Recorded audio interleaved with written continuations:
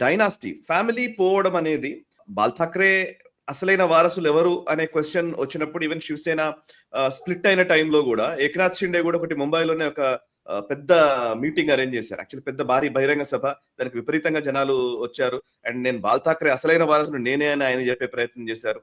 Of course మీరు ఇప్పుడు బీజేపీలో అలయన్స్ లో కూడా మహాయుతిలో కూడా ఇద్దరి మధ్య అంటే దేవేంద్ర ఫడ్నవీస్ అండ్ ఏకనాథ్ షిండే మధ్య కూడా అంత పూర్తి సఖ్యత ఏం కనిపించట్లేదు. మనం కూడా డిస్కస్ చేసాం నేషనల్ రౌండప్ లో వీటిలో. బట్ స్టిల్ ఇందులో కూడా అండ్ ఏకనాథ్ షిండే పరిస్థితి ఏంటి అనే ఒక ప్రశ్న వచ్చిన టైంలో కూడా బట్ ఓట్ ట్రాన్స్ఫర్ కానివ్వండి, రెండి మధ్య ఒక ఇంకా అలయన్స్ ని ప్రజలు విశ్వసిస్తున్నట్టుగానే భావించాలా? అంటే వీళ్ళ మధ్య ఉన్న పరపచ్చాల కంటే ఉద్ధవ్ ఠాక్రే మీద ఉన్న వ్యతిరేకతే ఎక్కువ ప్రతిఫలించింది అనుకోవచ్చా? రెండు సాయి గారు యాక్చువల్లీ ముంబై చూడండి, మనం ముంబై తీసుకుంటే మీకు దాని ఎగ్జాంపుల్ క్లియర్గా తెలిసిపోతుంది. ముంబైలో ఒక పెద్ద మరాఠీ ఓట్ బ్యాంక్ ఉంది, అది మనం గుర్తించాల్సిందే. ఒక 40 నుంచి 50 నుంచి ఒక ఆల్మోస్ట్ 80 సీట్లు దాకా మరాఠీ ఇన్ఫ్లుయెన్స్ చాలా మటుకుంది. మనం చూసాం ఈ క్యాంపెయిన్లో కూడా పదే పదే ఉద్ధవ్ ఠాక్రే కానీ ఎస్పెషలీ రాజ్ ఠాక్రే ఈ మరాఠీ మానూస్ గురించి మాట్లాడుతూ సౌత్ ఇండియన్స్ని రెచ్చగొట్టారు ఆయన. అది కాకుండా గుజరాతీలు తిట్టారు, నార్త్ ఇండియన్స్ తిట్టారు, అందరు తిట్టారు.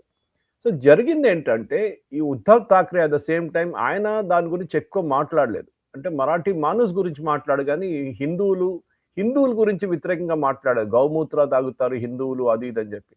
ఎందుకంటే ఆయనకి ముస్లిం ఓట్లు కావాలండి. ఎస్పెషలీ ముంబై సిటీలో చాలా పాకెట్స్లో ముస్లిం ఓట్స్ ఉన్నాయి. ఆ ముస్లిం ఓట్లు రావడానికి ఆయన చేసిన ఒక అటెంప్ట్ ఫెయిల్ అయింది. యాక్చువల్లీ వచ్చిందిలే, కొన్ని ప్లేసెస్లో కొన్ని ముస్లిం ఓట్స్ వచ్చింది కానీ ఎక్కువ రాలేదు. ఎందుకంటే అక్కడ ఎంఐఎం ఉన్నారు, కాంగ్రెస్ ఉన్నారు. చూస్తుంటారు కాంగ్రెస్ గెలిచిన సీట్లన్నీ ఓన్లీ ముస్లిం స్ట్రాంగ్ హోల్డ్స్ నుంచి వచ్చింది అనమాట. అంటే ముస్లిం ఓట్స్ డెఫినెట్గా కాంగ్రెస్ వైపు వెళ్ళింది. వాళ్ళు లోకల్గా టైఅప్ పెట్టుకున్నారు. కానీ మీరు అడిగిన ప్రశ్నకి ఎవరు వారసులు అంటే yes definitely it is Shinde, దాంట్లో డౌట్ లేదు సాయి గారు. కానీ ఈసారి ముంబైలో 90 సీట్లు పోటీ చేసిన షిండే గ్రూప్, శివసేన షిండే గ్రూప్ 29 గెలిచింది సాయి గారు. అంటే 1/3 స్ట్రైక్ రేట్ అన్నమాట, 30% దాకా. అది చాలా పెద్ద క్వశ్చన్గా మిగిలిపోయింది. ఎందుకంటే బీజేపీ స్ట్రైక్ రేట్, బీజేపీ పోటీ చేసిందో వాళ్ళు 63%, వాళ్ళకి 63 నుంచి 70% వరకు వాళ్ళకి స్ట్రైక్ రేట్ వచ్చింది వాళ్ళకి. అంటే షిండే గ్రూప్కి ఎక్కువ సీట్లు ఇచ్చారా, ఎక్కువ వార్డులు ఇచ్చారా, అది తప్పు చేశారా అనేది ఒక పెద్ద ప్రశ్న. కానీ ఎందుకు ఇచ్చారంటే షిండే గ్రూప్ పోటీ చేసిన దాంట్లో 68 సీట్లు, 68 వార్డులు వాళ్ళు డైరెక్ట్ ఉద్ధవ్ ఠాక్రే వాళ్ళ పార్టీతోని డైరెక్ట్ పోటీ ఉండే. అది అన్ని మహారాష్ట్రన్ పాకెట్స్.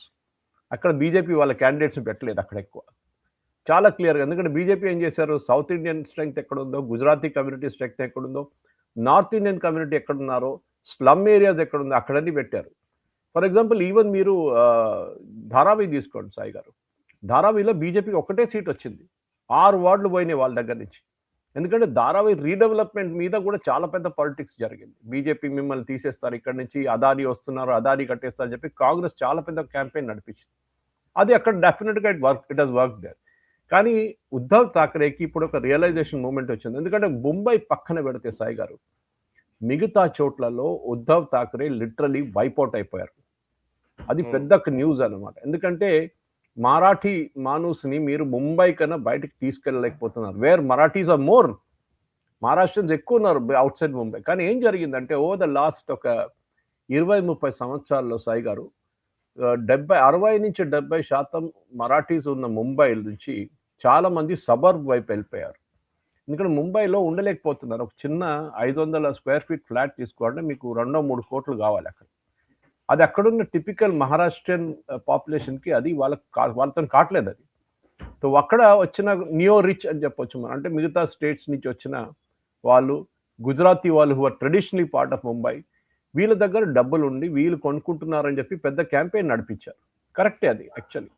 సో ముంబై నుంచి ఆ మరాఠీ పాపులేషన్ బయటికి వెళ్ళిపోయినప్పుడు థానే వైపు కానివ్వండి, పూణే వైపు కానీ, సబర్బ్స్ విరార్ వైపు వెళ్ళిపోయినా కానీ, నవీ ముంబై వైపు వెళ్ళిపోయినా వీళ్ళు లేకుండా ఉద్ధవ్ ఠాక్రే ముంబైలో గెలవలేరు.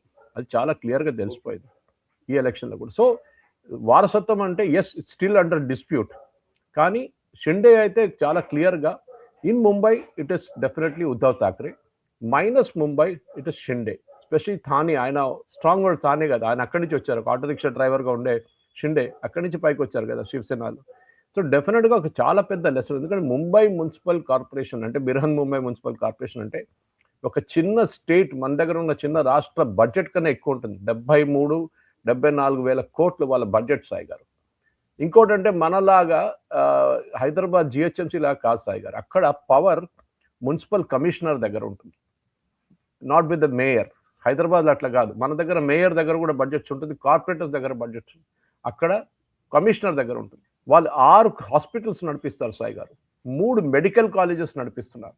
ఎక్కడ మీరు వినలేదు జిహెచ్ఎంసీ ఒక మెడికల్ కాలేజ్ నడిపిస్తున్నారు. వాళ్ళ దగ్గర ఎంటైర్ వాటర్ సప్లై సిస్టమ్ వాళ్ళు నడిపిస్తారు. 7 లేక్స్ ఉన్నాయి ముంబై నీళ్లు సప్లై చేసేది. అది కాకుండా రోడ్లు మొత్తం వాళ్ళ దగ్గర ఉంది. మన దగ్గర హైదరాబాద్లో చాలా మటుకు రోడ్ జిహెచ్ఎంసీ దగ్గర లేదు, అది రోడ్స్ అండ్ బిల్డింగ్స్ దగ్గర ఉంటుంది. ఎస్పెషల్లీ నేషనల్ హైవే, సిటీ లోపల నుంచి వెళ్తున్న నేషనల్ హైవే. ఇది మొత్తం చూసుకుంటే దానికోసం ముంబై బడ్జెట్ ఇంత పెద్ద. అండ్ ముంబైలో బెస్ట్ పార్ట్ సాయి గారు, ముంబై పాపులేషన్, ఓటింగ్ పాపులేషన్ 1 కోటి మంది అంతే. ఏరియా వైజ్ చూస్తే మన జిహెచ్ఎంసీ కన్నా తక్కువ. ఎందుకంటే వాళ్ళు ఏం చేశారంటే అన్లైక్ జిహెచ్ఎంసీ ఇప్పుడు చేస్తున్న చాలా పెద్ద తప్పు రేవంత్ రెడ్డి చేస్తున్నారు అంటే ఎక్స్పాండ్ చేస్తున్నారు. దాంతో ప్రజలకు సేవలు దొరకదు. ఎందుకంటే ఒక చిన్న కంప్లైంట్ ఇవ్వడానికి వాళ్ళకి 30 కిలోమీటర్లు ట్రావెల్ చేయాల్సి వస్తుంది. అక్కడేం చేశారు, వసై విరార్ పక్కన తీసేశారు, థానే ఎప్పుడైనా పక్కన ఉండే, నవీ ముంబై సపరేట్. ఇట్లా సపరేట్ చేసుకుంటే అక్కడక్కడ మున్సిపల్ కార్పొరేషన్ పెట్టుకున్నారు. దాంతో ఏమైందంటే ద ఫెసిలిటీస్ ఆర్ ఇంప్రూవ్. కానీ అన్నిటికంటే పెద్ద లెసన్ సాయి గారు దీంట్లో ఈజ్ ఫడ్నవీస్ రోల్. అది మనం డిస్కస్ చేయాలంటే Fadnavis and making of a new Mumbai అని చెప్తాం. అది ఈ ఎలక్షన్ లో అన్నిటికంటే పెద్ద డిబేట్ ఉంటుంది సాయి గారు. ఈ వీడియో మీకు నచ్చినట్టయితే లైక్ చేయండి, 10 మందికి షేర్ చేయండి. అలాగే కామెంట్ల రూపంలో మీ అభిప్రాయాలను మాతో పంచుకోండి. Nationalist hub group of channels ను సబ్స్క్రైబ్ చేసుకుని తెలుగునాట జాతీయవాద జర్నలిజాన్ని ప్రోత్సహించండి. ఈ వీడియో కింద ఉన్న బెల్ ఐకాన్ పై క్లిక్ చేయడం మర్చిపోవద్దు.